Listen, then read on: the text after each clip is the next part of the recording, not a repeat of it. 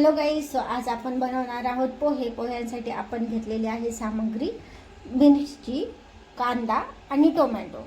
पोह्यामध्ये टाकून घेतलेले आहेत हळद आणि मीठ.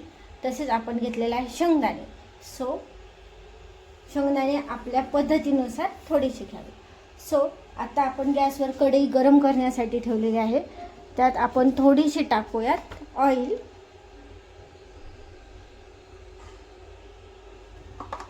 ऑइल गरम होऊन देऊयात आणि गरम झाल्यानंतर त्याच्यामध्ये थोडीशी टाकूयात मोहरी.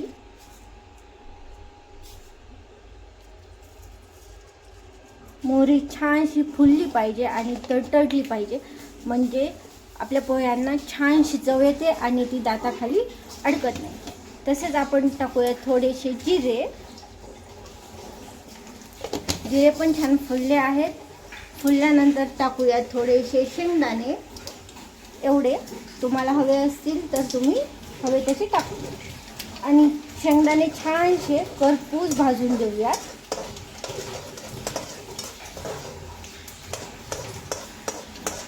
शेंगदाणे भाजलेले आहेत तर त्याच्यामध्ये आपण टाकूयात मिरची.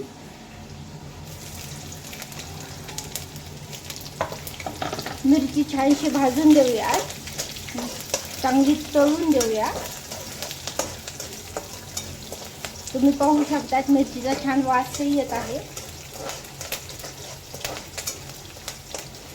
आणि ती आता अशी भाजलेली सुद्धा आहे. नंतर आपण टाकूयात कांदा.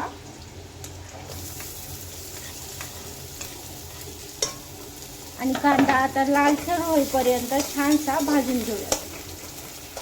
मी ते एक कांदा घेतला आहे. तुम्ही तुमच्या पद्धतीने कांदा, मिरची, टोमॅटो, हळद, मीठ यांच्या चवीप्रमाणे आणि पद्धतीने बदल करू शकता.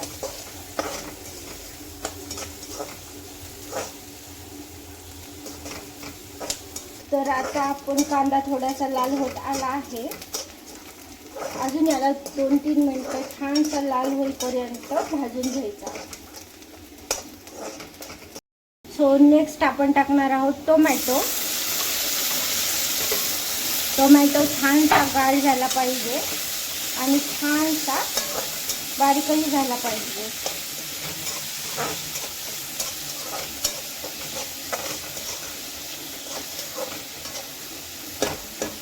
तर टोमॅटो गाळ होण्यासाठी आपण थोडंसं किंचितभर मीठ टाकूया, म्हणजे लवकरात लवकर आपला टोमॅटो शिजला जाईल आणि लवकर पाणी सोडून तो शिजेल. आपले टोमॅटो छानसे काळे झाले आहेत. पोह्यामध्ये पोहे घेतले, त्याच्यामध्ये आपण हळद आणि मीठ व्यवस्थित मिक्स करून घेतले आहे. तर आपण हळद, मीठ टाकलेले पोहे फोडणीमध्ये टाकूयात आणि ते मस्तपैकी वेल मिक्स करून घेऊयात.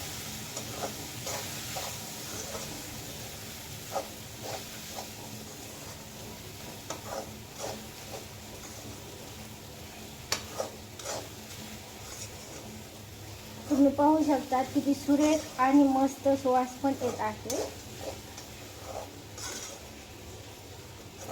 छानसे पूर्ण रंग बदलेपर्यंत हळूहळू हलवून घेऊया.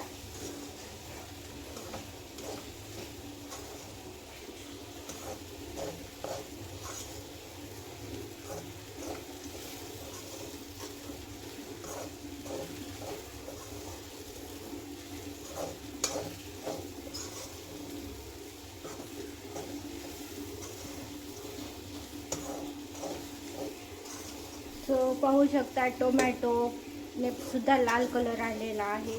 मिरची, कांदा याच्याने खूप छान चव येते पोह्यांना. हवं असेल तर, हवं नाही डेकोरेशनसाठी छानशी कोथिंबीर टाकू शकतो. आता हे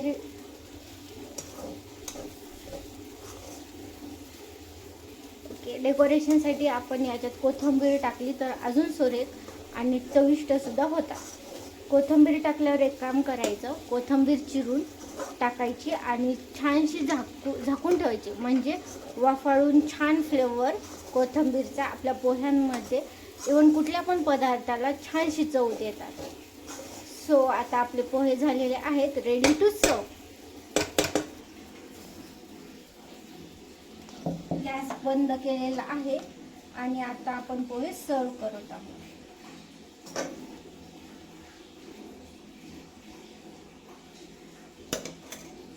माझ्या मिस्टरांना लिंबू आणि पोहे खायला जबरदस्त आवडतात, त्याच्यामुळे लिंबू तर पाहिजेच पोह्यांसोबत. सो आता आपण लिंबू कापलेला आहे आणि छानसं आपण पिळून घेऊया. आपल्या चवीनुसार रेडी. मिस्टरांचे फेवरेट आणि आनंद देणारे पोहे रेडी आहेत. आणि हो, तुम्ही हे पोहे दहीसोबत खाल्ले तर अप्रतिम लागतात. थँक्यू. आणि पुढील असेच छान छान सुंदर टेस्टी रेसिपीज पाहण्यासाठी सूरज सोनी या चॅनलला सबस्क्राईब करा, लाईक करा आणि शेअर करा. थँक्यू. उद्या भेटूयात याच वेळेला. थँक्यू.